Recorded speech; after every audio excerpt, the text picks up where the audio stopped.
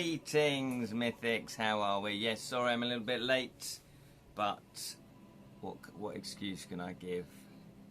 I was just sleeping, to be honest. I was working until about 1:30, and so, you know, I'm best at evening times rather than the morning. How is everybody? My name's Ken Boyter, and this lovely fellow is Grockle Snook staring off into the distance. There he is. And this is the Edra Tales Twitch channel. You can also catch these on the Edra Tales YouTube channel because I do export them after the live stream. So if you want to watch this on playback at your own convenience, then you can go over to the Edra Tales YouTube channel, click the subscribe button, it all helps, and like the video, that also helps. And if you want to watch it here as well, you know, if you don't like YouTube, you can watch them on Twitch because I do save them as well. And if you want to follow the channel, that'll be absolutely fantastic. Yes, there's no one watching at the moment. Have I got the effort to sort of just carry on speaking to myself?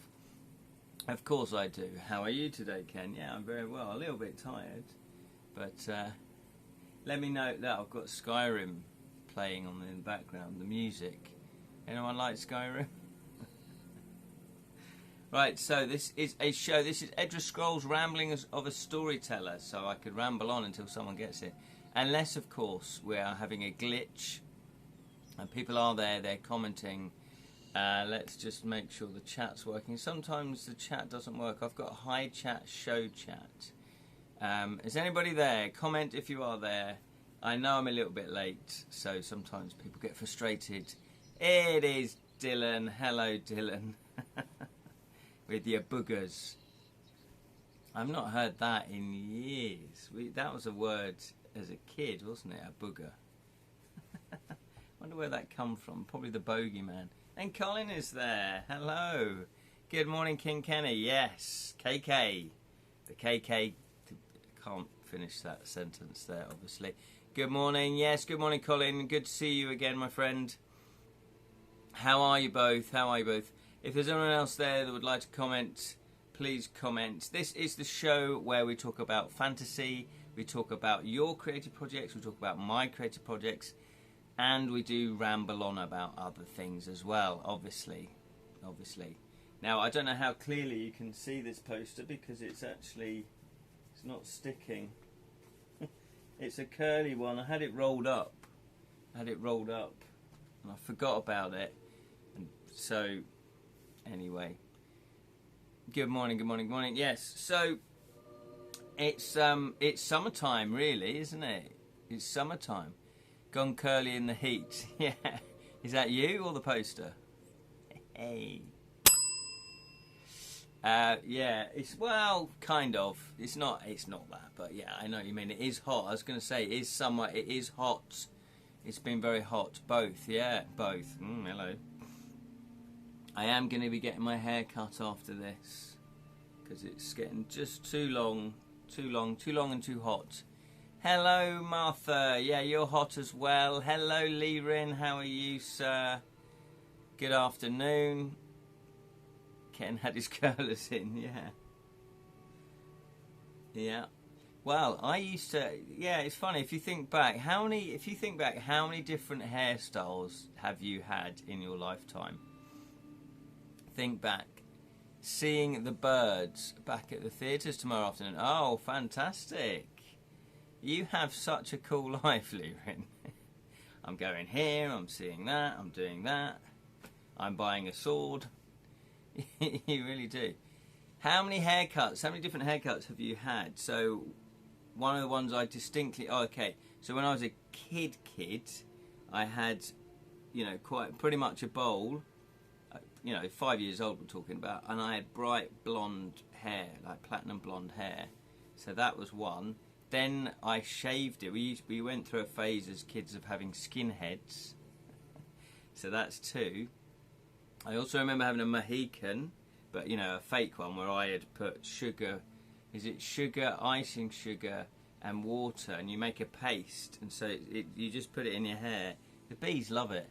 But yeah, you put it in your head, and I made like Vivian. I was copying Vivian from the Young Ones, so I had that haircut.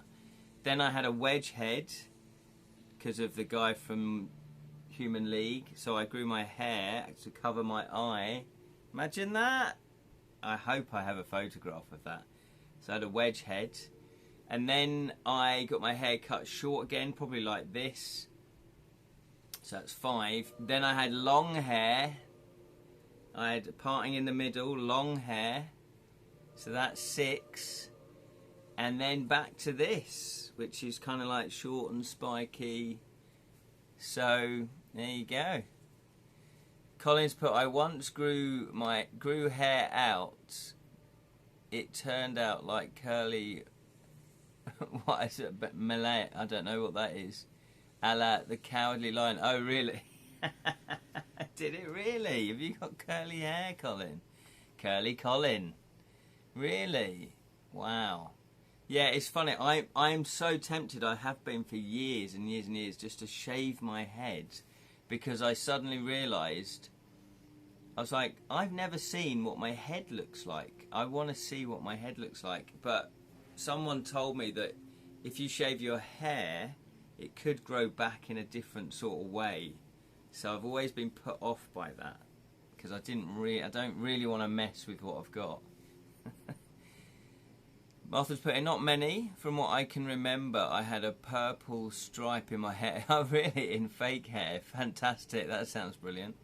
And audience members ask if it's a wig. Yes. Have I told you that? Yeah, I think I must have done. So when I do my murder mysteries, every now and again, not every time I do them, but every now and again, someone will say, is that a wig? Is that a wig? And they'll, it's normally women, and they normally tug on it, and I'm like, excuse me, can you stop tugging my hair? And then sometimes I go, yes it is, and I go, look. Also dyed your hair blonde to look like Kurt Cobain. Oh, Colin, have you got a picture of that? Have you got a picture of that? Click, click, snip, snip there, yeah. In the merry land of Oz. Yeah, so I will be getting my hair cut, and really all I do now is it's a shorter version of this. You've seen it before. It's just a shorter version of this, really. So it's nothing fancy. You dyed your hair blonde. Okay, that's interesting, because I wanted as I was probably mid-20s or early 20s. About the time I did Camp America, I was seriously considering dyeing my hair black because I wanted to look like James Bond. And up until, that was, what was that? Timothy Dalton was the current Bond at that sort of stage.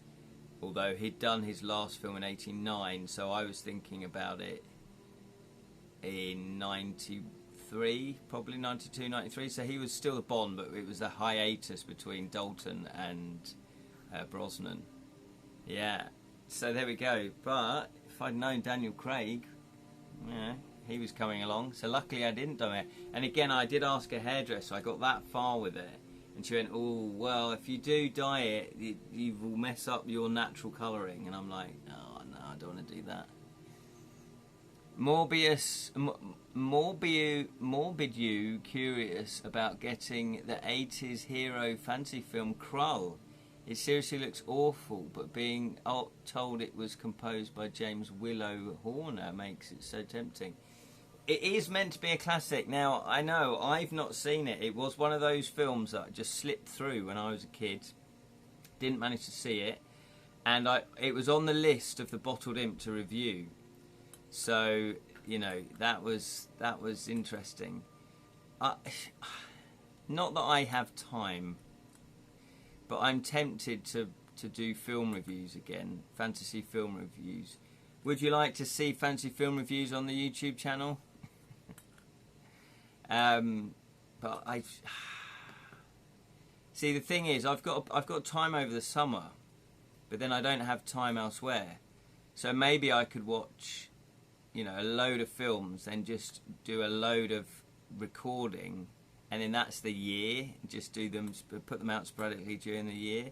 Lynn's put yes, please. Because I realised doing the Bottled Imp, it's an interesting thing. Doing a YouTube channel becomes the creative project, but I hadn't really realised that. So when we did the Bottled Imp, not that was the theme tune. it's an interesting thing because I did it primarily because I like watching fantasy films, I like playing fantasy board games, and I like, you know, reading fantasy books. And then when Julie and I discussed what the channel would be about, we did want it to be about something that we were both into. Oh, that hasn't got any blue tack. No wonder that's not sticking. That has. So we wanted it to be about stuff that we both were into.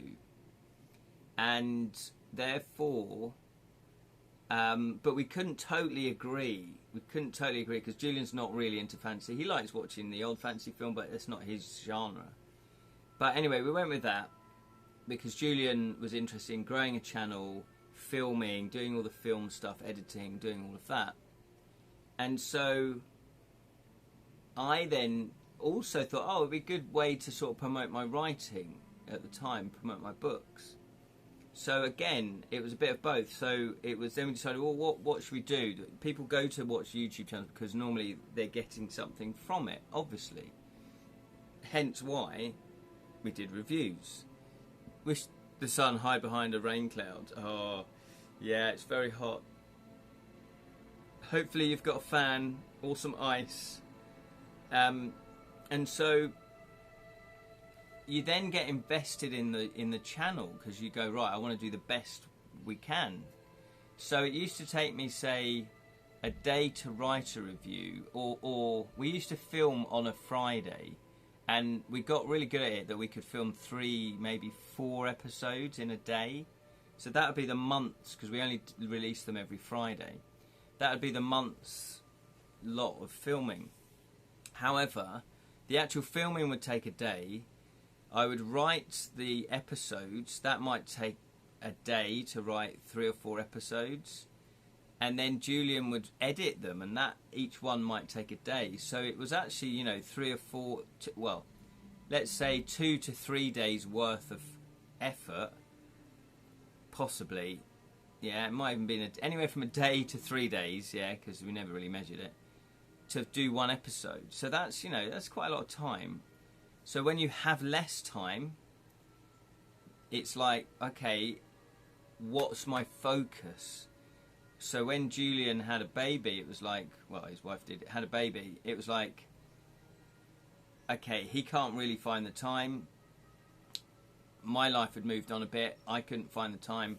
And then you think, yeah, actually, why did I start the YouTube channel? I didn't want to be a YouTuber as such. I mean, I do enjoy it and I like it and I think I'm pretty good at it.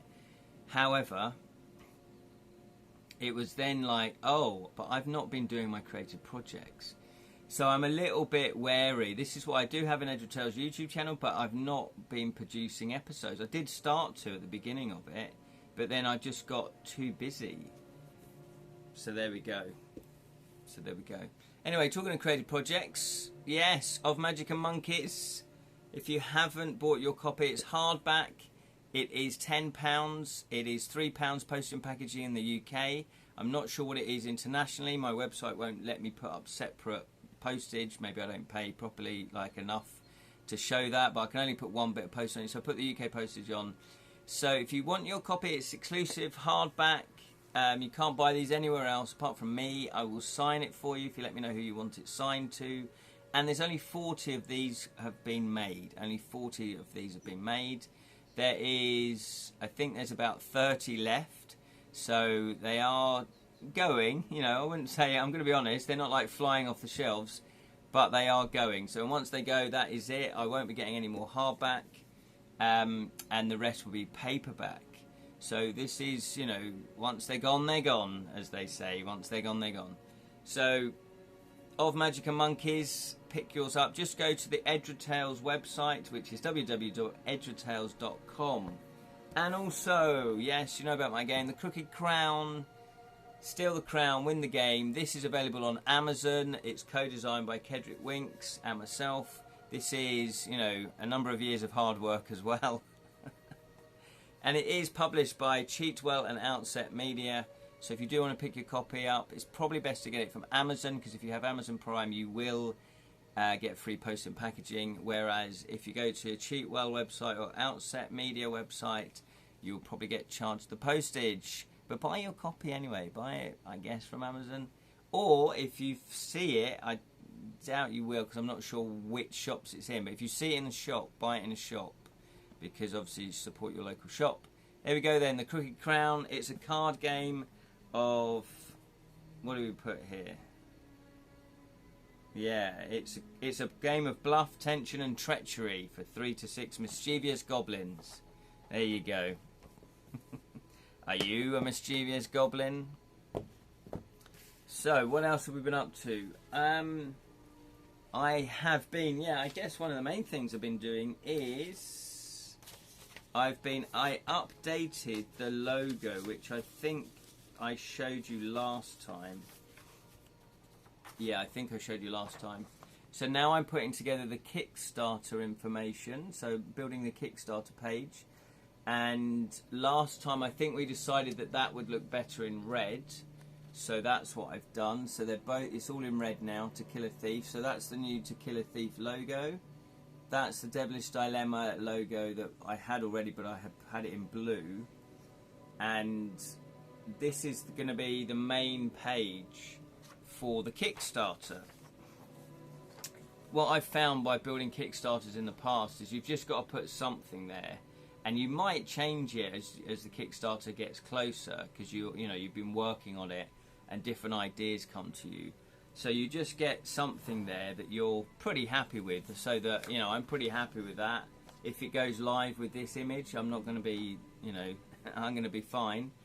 And then I've got a few little other posters that when I do live streams I can pin up. But see, I don't know if you can read that back there. This is A4. This is A4. So this is why I wanted a big A3 one to say Kickstarter. So this is the free sample page that I did. This will be pretty much the cover without the free sample on. So that's going to be the cover with the new logo on. It's looking pretty good, isn't it? Looking pretty good. I'm happy with that. I don't think I'm going to change it much more. The only thing I might do is the blue gets a bit lost, so I might do it red. But I did try it red, and it was quite a lot of red on there. So we'll find out. I'll play about with that. But we're pretty much there with the cover. Can I buy it when I get money for it? It looks great, Ken. Nice logo. Thank you very much. Yes, you can. You can. Obviously, yeah. Absolutely, Martha. Just let me know when you're ready to buy it. And you can pay by PayPal if it's easier. Do you do PayPal? Yeah, there you go. That's the old logo. Which, again, I kind of had to get something out there for the free sample, because I was giving them away on a book, on a stall. I was giving them away on a stall. That was it. So this is what I've been doing. Yep. So I've been doing the Kickstarter. So the Kickstarter campaign, the actual campaign for the on the page is pretty much done. I do need to do a video, but then I thought, wouldn't it be cool if I'd done the illustrations?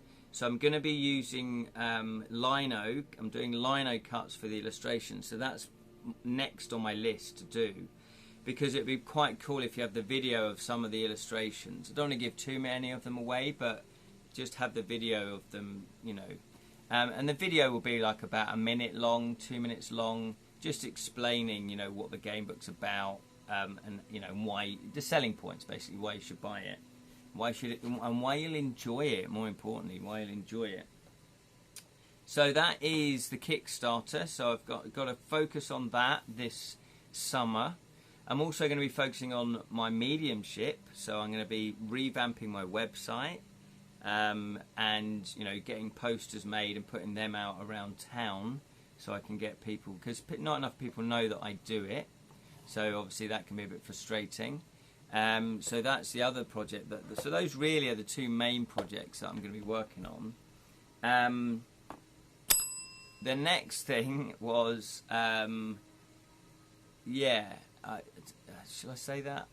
Maybe I ought not to say that. I can't remember if I've said it or not. But anyway, so the next thing I have been working on is my Misbehave. My Misbehave. There it is. My Misbehave. This is the rules.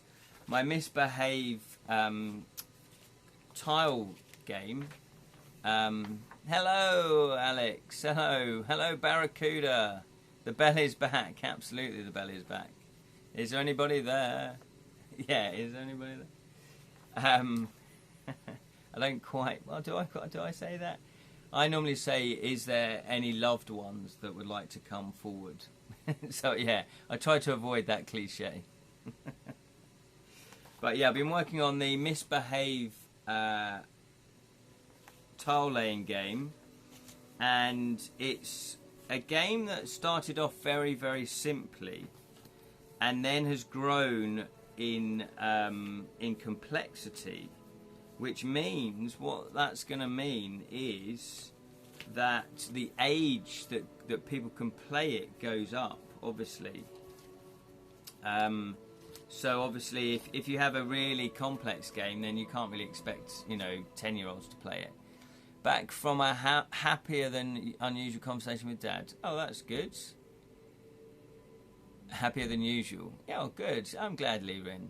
Good. I'm glad everything's going well. So basically, the premise of Misbehave is to be the person, the player, the beekeeper. You're all beekeepers, who has the most honey points at the end. So it's points based. And what you do is, I've got different cards. So you've got flower cards, you've got bee cards, you've got sun cards, and you've got hive cards. You've also got, let's have a look, rain cards. You've got rain cards, and the rain cards have a number on them, a different number from 1 to 3. We've also got wild bees. And what you do is, oh, you've also got flowers. Do any loved ones want to come forward? No, we hate you all, leave us alone. Well, yeah, that can happen, Dylan. Yeah, I've had it where people have sort of been reluctant to come forward. I've had it where yeah, sometimes there's unresolved things that need to be resolved. So yeah, just when we cross over, just like in life, we still retain our personalities. We still retain what we were like on Earth, and that includes any arguments or any unfinished business.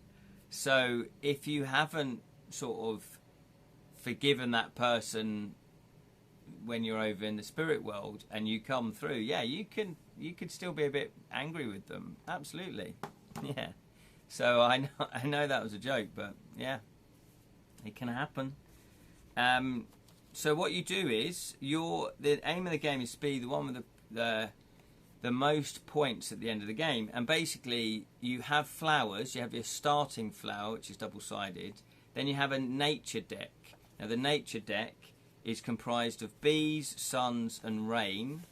And what you do is, you also have a flower deck, which is to the side of the nature deck. With the nature deck, you stack all the rest of the cards in the middle. The hives, there's 6 hives, go around the nature deck. And when we play tested it, it looked really cool. It had good table presence, as they say. And what you do is, on your go, you simply take the top tile, you see what it is. If it's a bee, then you just place it next to your flower. Place it next to your flower. Now, you are trying to collect one different colour bee. Yeah? So there's 6 colours, you need 6 different colours, 6 different bees. If you pick a bee and it's the same one as you've already got, then you either put it on your other flower, any other flower if you have one. You might not have one, you might only have one out in the game. But if you've got another flower, you put it onto the next flower. If that doesn't work, because the bee will always try and look for a flower first, then it goes to another player that hasn't got it. So you're kind of helping that other player. And then if no other player can place it, then it goes into one of the hives. Okay. When someone completes their flower, so they get all 6, then that's when you get another flower. So you can have 2 flowers in the game.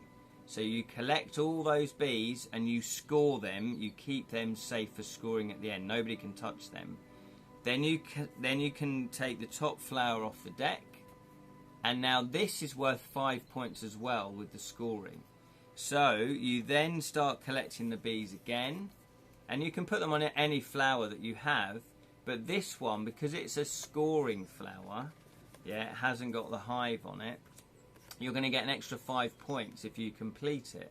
So when you complete it, you collect all of that up and put it in your scoring pile. But when you do get a new flower, any bee or bees that are in the hives, you get to take the top one off of each one. Yeah, so you do start with some bees on your new flower. So that's basically the game. The other things that we have is rain clouds, rain. So if it rains, then you pick it, you can select a player to lose whatever corresponding number that is from their flower. Yeah. So you might have a flower full of different colours, but they're all threes, which is a very high scoring flower, because it only goes up to 3, 1, 2 or 3. So if I played it on here, they would have to lose any bee that was a 3 back to the hives. If you didn't have a 3, then there's no point in me picking you. If the rain is ineffectual and doesn't affect anyone, then you get to pick a tile either from one of the hives or from the top of the pile. Then also we have, as I said, the sun tile. Now the sun tile can protect your flower. So you place it over your flower and it protects any bees that you have on that flower from the rain. However, the rain, if it's played on your flower that has a sun, it's like a shield. It knocks it off. And it will only protect that flower once, and now it's vulnerable again. So there's 7 rain clouds and there's 7 flowers. There's 7 suns. So that's the rain and the sun mechanism. The wild, as you can imagine, the wild is any colour. So if you're missing a colour, you can then just go, oh yeah, that's going to be a red bee, and then you can complete your hive. Not your hive, you can complete your flower.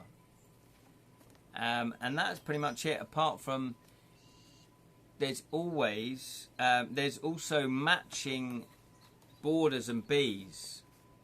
I wanted a mechanism to speed the game up. So if you've got a flower and you say you had a red bee on it, if you manage to put a black bee next to it, can you see the different borders? So that's a black border with a red bee, that's a red border with a black bee. If you can match them, if you can place them next to your flower, you then get another turn. You can take the top tile off the nature deck, or you can take a bee from the hive. No number for the wild. No, numbers from the wild actually, yeah, I did initially put no, but then I thought maybe I should put them as 1. Maybe I should put them as just 1. So what do you think? Put them as 1 mark? Maybe I could write, rather than print out a new one, I could just write 1 point on there. I will add pesticide tile and cheat. Actually, well, the thing is with this game, maybe, and that's why the bell is there. Now, I've play tested this game I play tested it twice, and this is the result of the play testing. I now go to a play testing group every 2 weeks, which is great. There's 3 other designers, so there's 4 of us now, and we can, we play each other's games, and we can, give positive feedback. So this has been shaped from the feedback of play testing it. Because in your head, you might go, yeah, this sounds great game. And then you play it and you go, oh no, that doesn't work, that isn't fun.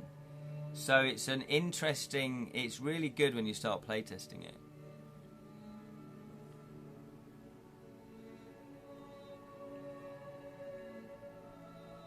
Nice bit of honey tea. Leaving's bit, only live once. Going to start Dark Souls 3. We wish you luck, Lirin. It's a dark place.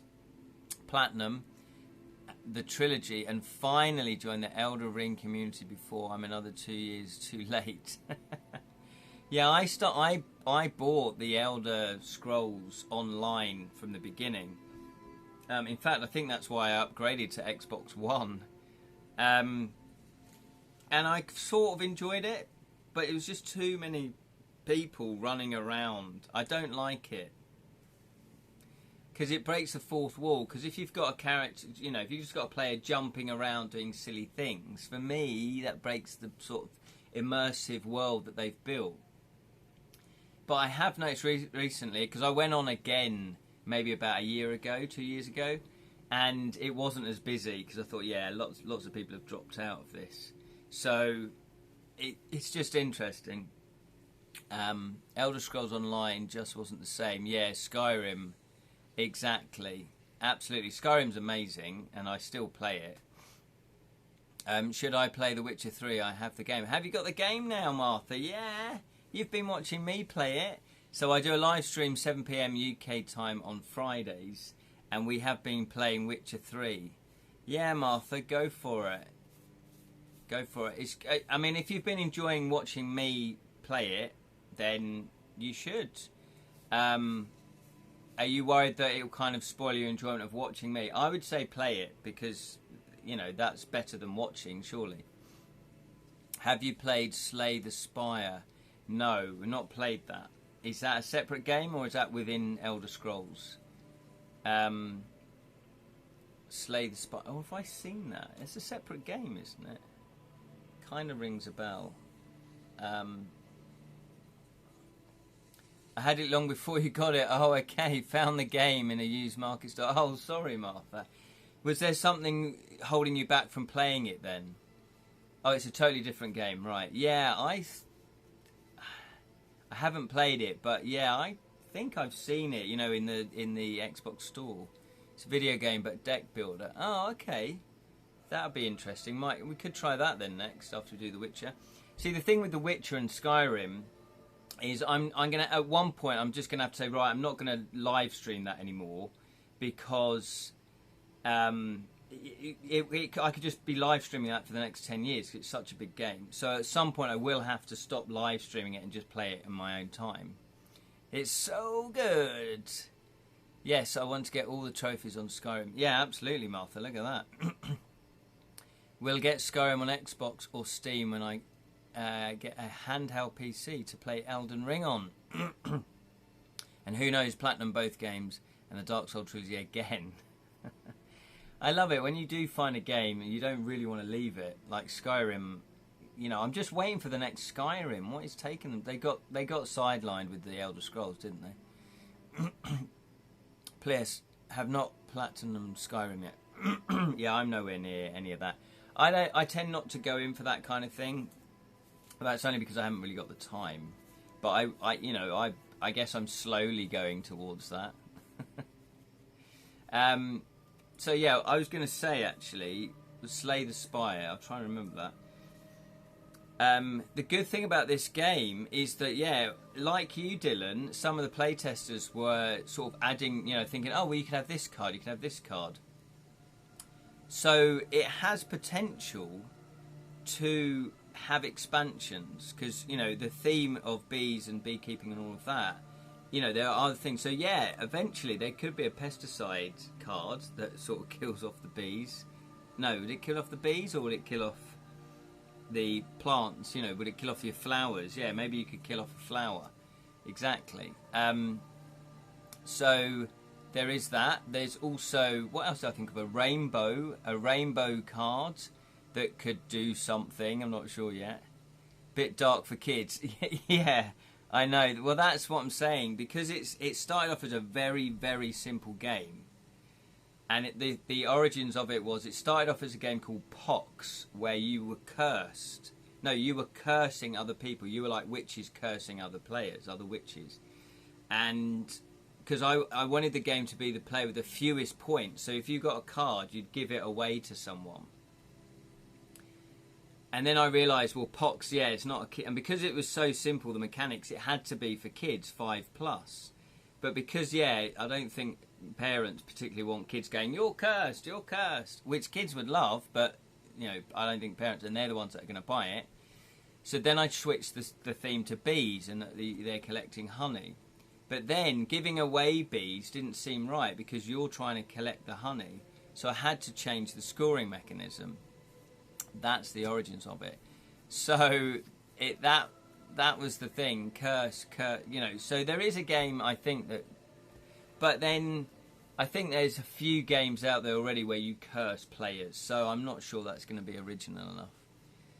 Looking at Platinum Trophy Shelf is a huge boost to the self-esteem dolphin of autistic depressed gamers. Speaking for example, oh, big hugs there, Lirin, big hugs.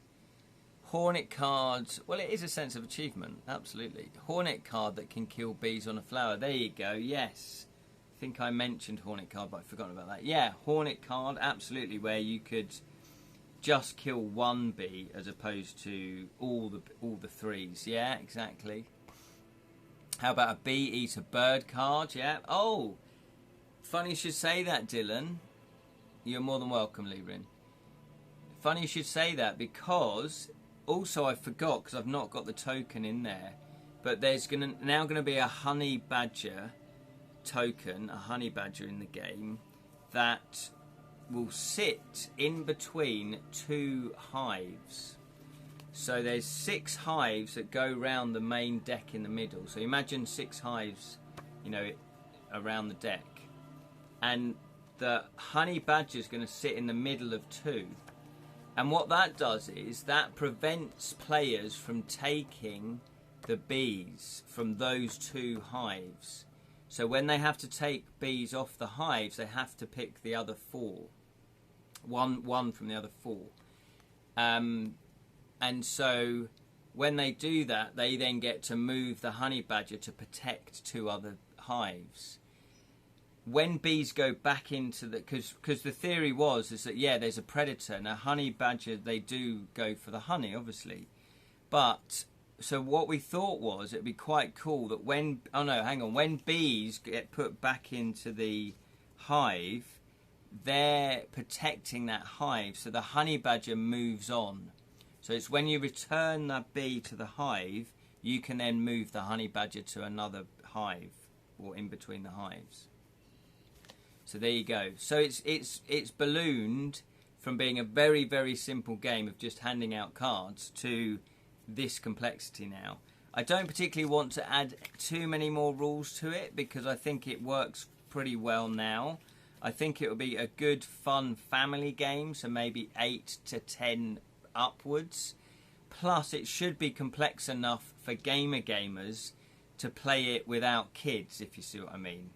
Like Love Letter or something that players just play, like Carcassonne. A lot of players, you know, in their 20s, 30s, 40s, 50s will play it, and there'll be no kids there. Do you see what I mean? So I do want to create a game where gamers will play it as well as families will play it. And I think there's enough complexity and enough strategy. I think the balance is right now about luck and strategy, that gamers will play it. Hope he isn't stung for rent. Jam's back in the room. He's coming in bold. He's coming in hot. How are you, sir? How are you, Jam? Poor bear versus honey badger. 1 hive between them. Ding, ding. Yeah. Oh, it's Pooh Bear, isn't it? Pooh Bear. Is the honey badger the thing that's sitting on Ken's head? What are you talking? Oh, Dylan. Got to look into those adventures then. Oh, yes. Oh, did I miss one of your... Oh, yeah. You've got 2 platinum trophies in Lego Harry Potter. Fantastic. Not so bad. Hope you're all well. Good stuff, Jam. Good to hear it. Good to hear it. Yeah, doing well. So I was just talking about the Misbehave game. Misbehave game that I've been developing now. You might remember it from last week or the week before. I've play tested it since the last time I spoke about it, and really kind of sorted stuff out on it. Really made it, I think, quite a solid little game now. Yeah, we did miss you yesterday, Jam. That's a very good point, Martha. Haha, Grockle's Jester hat for gaming conventions. I'd gladly wear one. Yeah, well, the Jester hat, I wore the Jester hat because of the crooked crown. Because, obviously, there's a Jester hat on the cover. And the good thing about wearing hats is that it's not a full-on costume which gets hot, or you might be restrictive if you're trying to demo. But with a hat that's unusual, at least people see you with it on, and they wonder why the hell you're wearing a hat, possibly, or they just think you're an idiot. So yeah, but yeah. Sorry, got my girls here. It's yay, lovely, fantastic. I know you're gonna have a fantastic time, Jam. Yeah, no worries, no worries. So yeah, so hopefully the game now is for 8-year-old upwards, so families, but also gamers will be able to play it. So the next stage of this is I've done a pitch sheet. So this is the rules. My process of creating games is I type up a document. Well, the very first bit is probably me on a scrap of paper writing down a game idea that I had driving back from a murder mystery or coming out the bath or whatever, and I'll write it on a scrap of paper when I get in. Then if I want to develop that particular idea further, I'll then type up a document called What I Know. And it is literally just that idea splurted out onto the page. It's brainstorming, and even while I'm writing that, I might be adding to it as well. So I take what I've written on the scrappy bit of paper, type it up, but then I might be adding to it. And then I start developing it from there. I then say, okay, what do the players do on their turn? What's the scoring conditions? How do you win? What's the aim of the game? What's the theme? Etc. All of that. And then what I do is I then start typing up the rules, because once you start nailing the rules, that's when you can start shaping the game. And so you'll have the first set of rules, and then you go, right, I'm going to make a prototype. Don't spend any money on your prototype. Just make it out of, paper. Print it off on your own printer, or if you've got a better printer that you can use for free or low cost, that's better. I wouldn't recommend, paying a company to create a beautiful prototype that you've spent 200 quid on, because A, your game will change from your first idea to when you finally have play tested it and send it off to send it off to publishers to see if they want to publish it. And B, sometimes you need to send out actual prototypes to publishers. Now, if you've spent 200 quid, you don't particularly, or whatever it is, 100 quid, even 50 quid, maybe 50 quid might be okay, but it depends on your budget, obviously. But you will send it off to a publisher, and you may not get that prototype back. They may send it back to you. They normally do, but you might not. So that's why I try to keep everything as low cost as possible. And therefore, if I have to send it off, then I don't mind losing it. An Air Force style P-52s. Or just a woman with a big beehive. And then, so what I then do is, then I'll print off the first prototype, play test that a good couple of times, not just once, but I play test it a good couple of times, and then say, those problems are there, they do exist, I need to address them. Sounds like a real buzz. There we go. Doesn't time fly by? They're flying.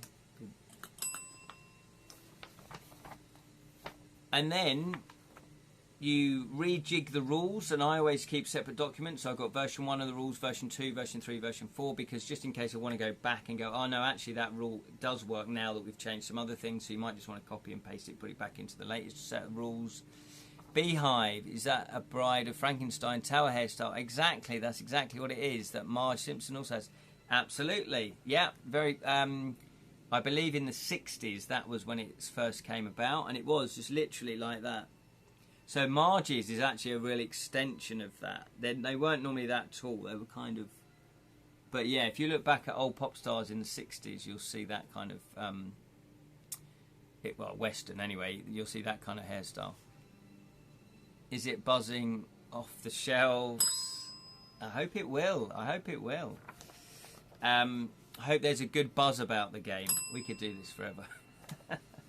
So what I then do is, so I then will create a second prototype. And this is what I mean by if you can get a prototype for nothing or very low cost, because it will change. And then I playtest it again, make changes, playtest it again, make changes, playtest it again, make changes. And you get to the stage where you think, right, I've playtested it enough now that there are no changes that are being made.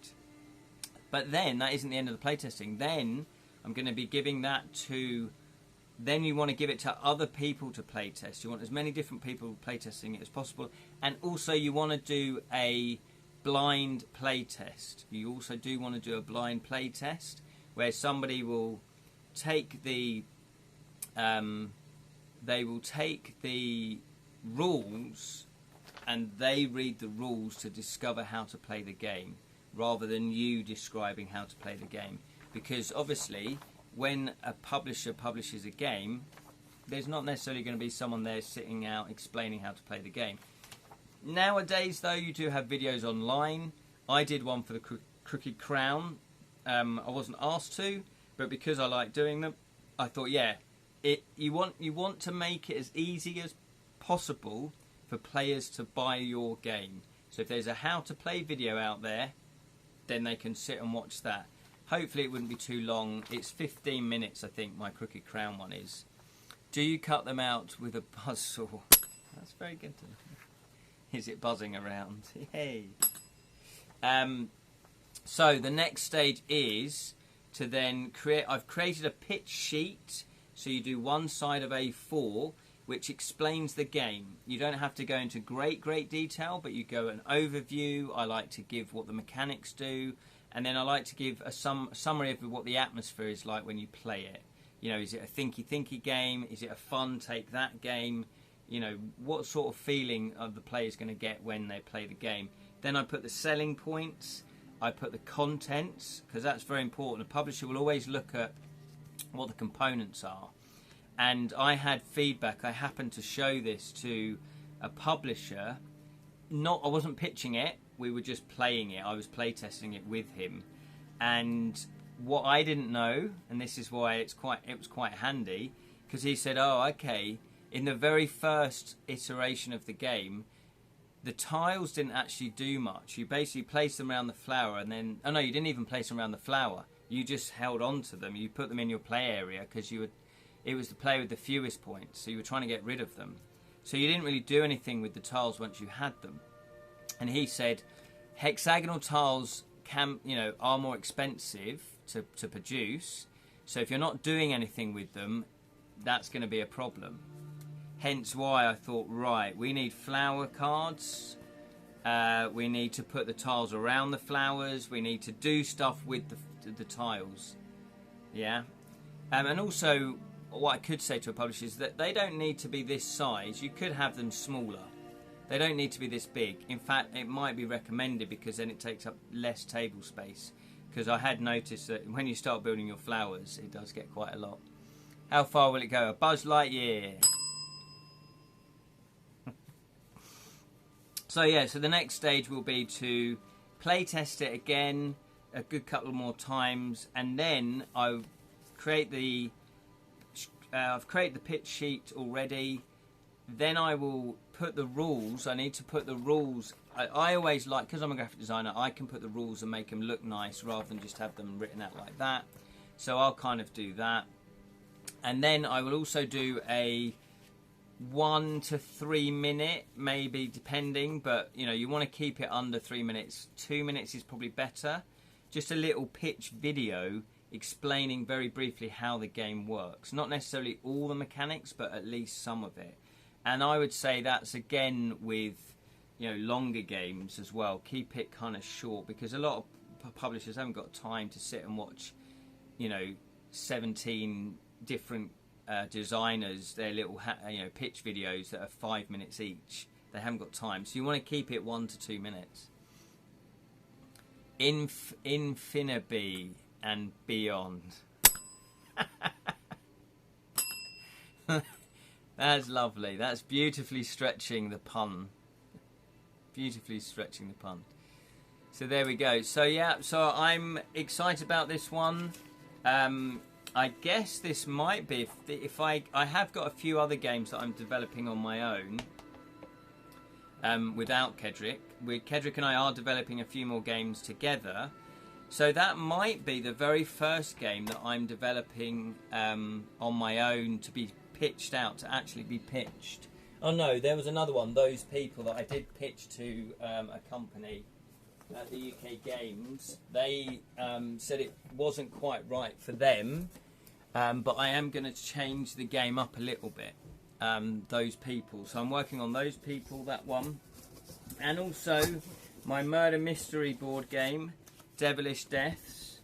I have now finished the latest prototype, so this is the second prototype. So we've got all the different rooms that you can go and discover. You've got 6 different sleuths, you've got witness cards, you've got forensic cards, you've got clue cards, you've got deduction power cards, you've got hunch cards, you've got hint cards. There's a whole plethora of things to do. Plus, the latest things that I've been doing is, I don't know if I showed you these, I've put in each envelope all the suspects, all the witnesses. I've put in there whether or not they are the murderer, innocent or guilty.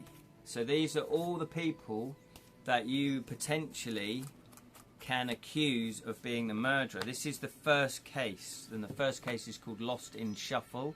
The whole game is called Devilish Deaths, deliciously difficult murders to solve, the tagline. And so I've just printed these off, and then the latest thing that I've done, oh, you've seen that, there's a newspaper. This is the setting of the first murder. So each case is going to have a newspaper showing you, what the setup is, and also a few little adverts. These are genuine adverts from the 1920s, so that's pretty cool.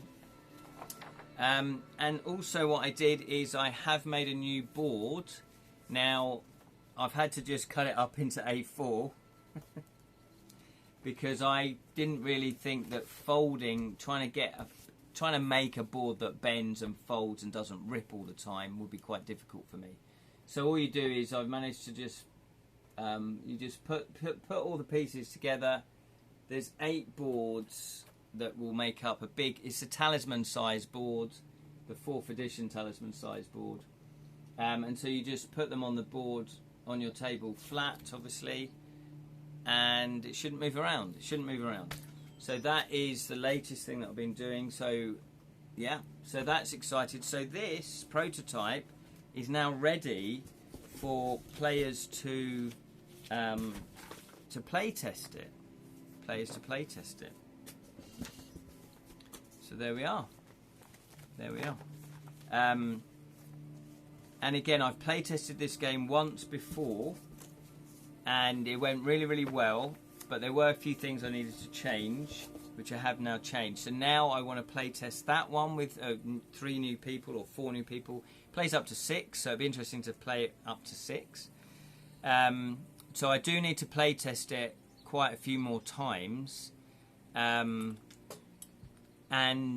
yeah, so I'm going to hopefully be doing that over this summer. And then once I get enough playtesting data back to know that the game mechanics work and to know that the murder mystery works, so people actually know, they solve the murder mystery not too quickly, but it's not too hard for them. It's finding that sweet spot.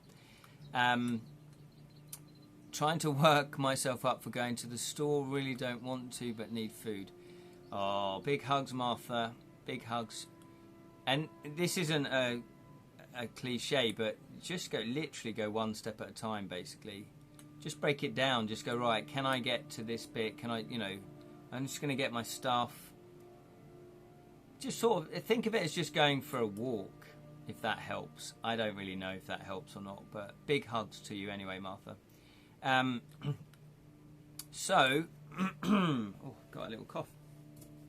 That is why, so that is another prototype that's really, really close to being play tested lots of times and then sent out to publishers.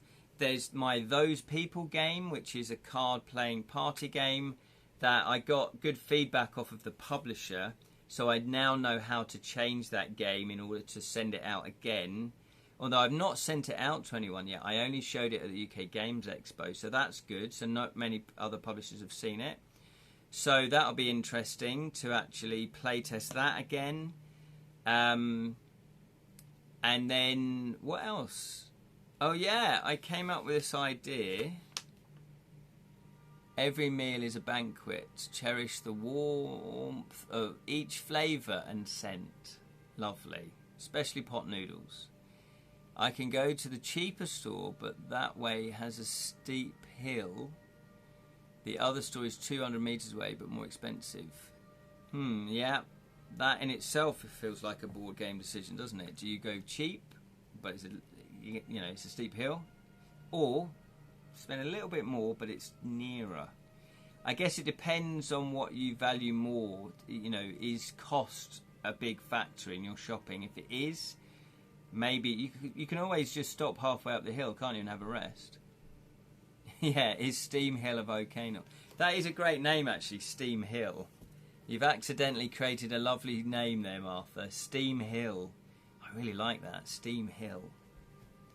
Yeah, is it a volcano? Yeah, maybe it could be a hidden volcano that people don't really know about. Or there's legends about this Steam Hill. That's what the locals call it. Yeah. Everyone cheer for Martha to add +3 to her hiking roll. Absolutely.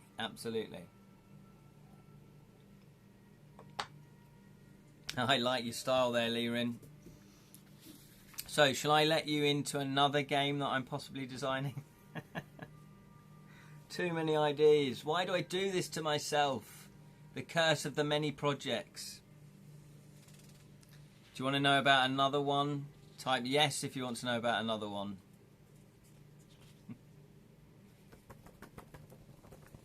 I can just very briefly tell you about it. Use the name if you like, and it is the road by the City Hall. The building I can't stand. Oh, too many jerks in there. And yes, Martha in the war. It was march or die. Well, obviously, yeah. If you're in the war, the war against the goblins. I'm designing another game. This is another solo game, not solo game, but another game that I'm solely designing. It's 2 to 6 players, and it's a worker placement game. So obviously it's like a deck build, not a deck building. Well, there's a bit some cards that you deck and power up, and you get extra bonuses and stuff like that. But it's based. Get this, you ready? I don't think there's another game out there like it. It's based on A Christmas Carol. Based on Scrooge. Yeah. And already, this is how much... This is my what I know. See, look, my what I know. This is my what I know document. And it runs into 1, 2, 3.5 pages. Or hide and dessert. Oh. Well, you do need dessert. Yeah. But you're going for dessert. Yay, there you go. Dylan and I on the same page. So, A Christmas Carol. Designing a board game based on Christmas Carol. That is what I'm thinking. And it's a worker placement game. And you are money lenders. So, players are money lenders trying to earn money. However, you've got the moral dilemmas as well that you face. And what I'd like to do is, I'd like it to have where you could win the game if you're corrupt, and you don't redeem yourself. And you could win the game if you are moral. I like that sort of aspect of the game. What I find funny is that all of you can write my name correct. Most of my friends here can't. Oh, really? I guess it helps. Oh, no, yeah, because it's not even written there. It's silver, isn't it, that you've got there? Yeah, I know. Names are funny, though, aren't they? People and spelling is funny. Like, I'm not very good at spelling names, but I do know how to spell Martha. But I don't know if I'm pronouncing it correctly, though. There's going to be another action Christmas film this year called Red One, where The Rock and Captain America rescue kidnaps Santa. What? I, for one, sincerely love the idea. Can't wait. I was going to say, now what I don't know is doing a Christmas board game. This isn't really themed Christmas. This is a Christmas Carol, which is different. So my only reservation would be, would publishers think, oh, we're only going to sell this at Christmas time? And if that's the case, they're not going to publish it. But if they don't, then, you know, then that's fine. I think people would buy that year round. Relax, Ken. I'm used to being called many names. As they say, a love child has many names. Absolutely. Oh, I've got a murder mystery this evening. Hopefully this cough will go. So, yeah. So do you like the idea of a Christmas Carol themed board game? Let me know. Because I thought, oh, actually, that's quite an it's a known property. It's a known book. It's a known thing. Which what publishers like. They like, you know, something, a hook to sell it on. And I don't think there's any game that's going to be out there, Christmas Carol based, that's like this. Have you ever played the Murder in... I have, Martha, yes, many times. So I've done over 320 of them now, because I've been doing them for like the last 14 years, something like that, and 15 years. So I've been the murderer, I've been the murdered, and I've also just been the red herring, where, you know, you're neither the murderer nor the murdered. So yeah. More Christmas is always a good thing. Okay, good. Well, it is a familiar theme, and to actually put it in a board game properly, I don't think anyone's done that. I did look online on the Board Game Geek website, which has a list of thousands and thousands and thousands of games. And you put a Christmas Carol in, and a few come up, but some are very old, like very, very old, and they do seem to be like quizzes. So it's a quiz about, you know, the book, or it's a quiz about the films, or, you know, so they're more quiz-based games. Whereas this is a worker placement game where you have to... So I'm going to have it where you've got a family, you're a money lender, you were an apprentice to Scrooge, and then you borrowed money off Scrooge to set up your own money lending practice. And so part of each round, you have to pay Scrooge back 1 gold. So you have to generate enough income to then feed your family. So you need to buy bread, and you need to buy various different things to feed your family. And then when you get enough money, you can then take on your own apprentice.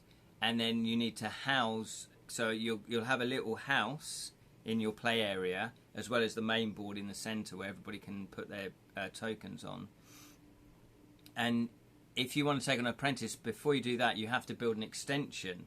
So you have to go to the builders to then yeah. So it's that sort of, but you get an engine up and running. You know, your worker placement engine running. So you do this to do that, to do that, to do this, to do that, to give you this, to give you that.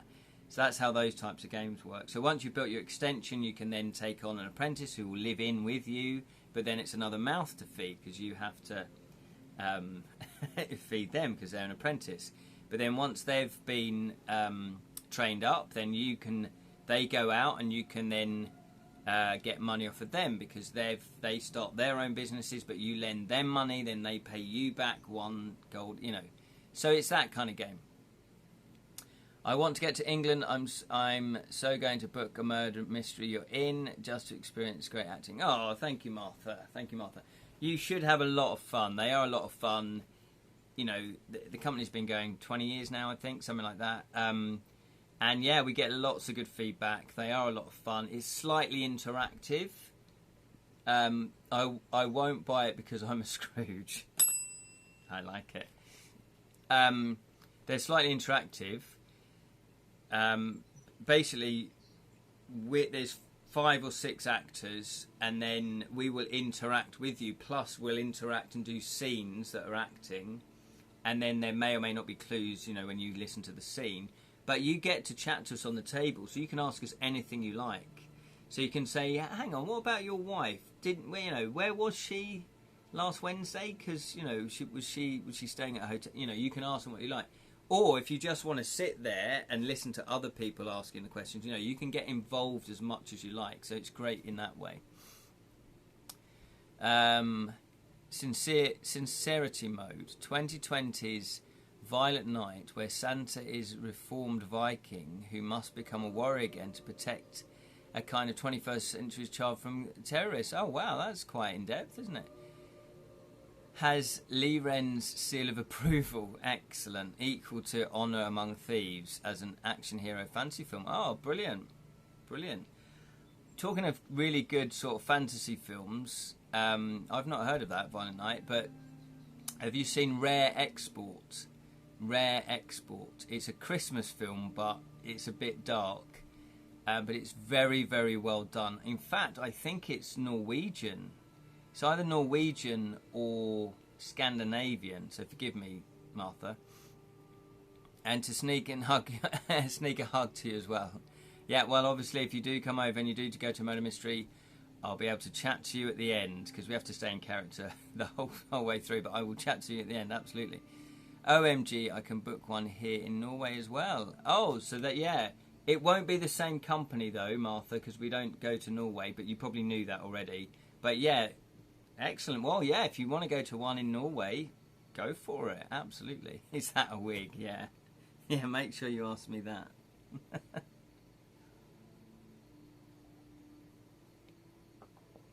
Anyway, yeah, Rare Exports. Check it out, Lirin and everybody, because I think, from what I gather of Lirin's taste, I think you'll enjoy that. Rare Exports. Or Rare Export. Brilliant. Thank you so much for watching. I think we'll wrap it up there. You guys have been amazing, as always. And remember, we've got the Kickstarter coming up in October. To Kill a Thief. I'm going to be cracking on with writing it and doing the illustrations over the coming weeks. Trust me, if I get to play a character, I will stay in character. Yeah. Well, the audience, for the way our ones work, is the audience, it's meant to be like real life, Martha, so nobody really dresses up in wigs or anything like that, despite what people say about my hair. It's meant to be, you know, they're modern day plots. So, for example, the one I'm doing currently is all about two sisters, one of which I'm married to, and one has gone to Canada with her boyfriend. Anyway, that boyfriend he wasn't very nice, and so she left him and moved back to England. And the murder mystery evening is all about it's her celebrating her coming back from Canada.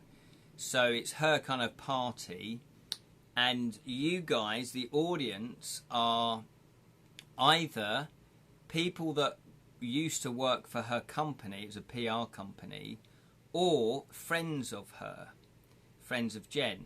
So when we come round to talk to the tables, we say, oh, how do you know Jen then? And then you would say, because you'd get told what character you are, but you don't have to say that. You could just say, oh yeah, no, I'm good friends with Jen, yeah, I went to university with her.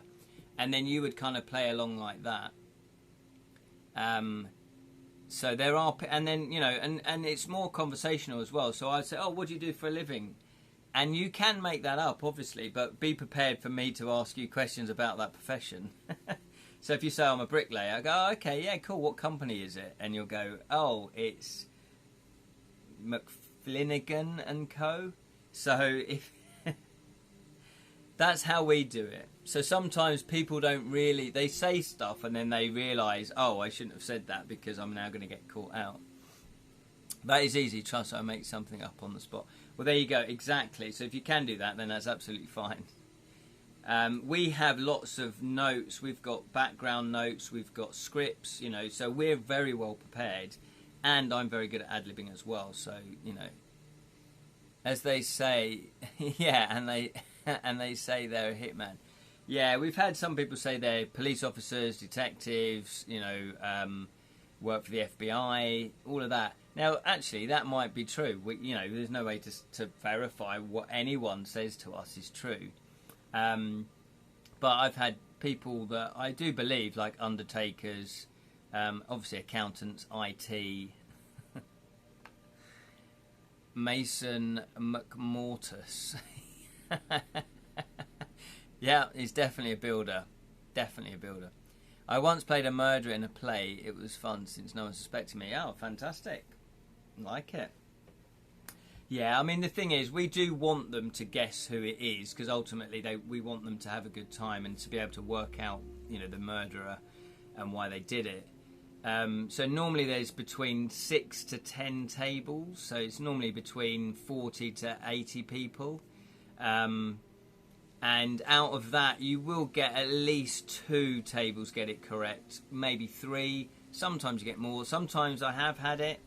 Not often, but you have had it where no one gets it correct, and then you just go on the next best guess from somebody. But it's always good. We want at least one table to win, because it's nice just to finish the ending with a win. You know, they get bottles of wine, so it's nice. So there we go. Anyway, we've rambled on as per normal. Thank you so much for watching. It's great chatting with you guys again. Thank you, Martha. Thank you, Dylan.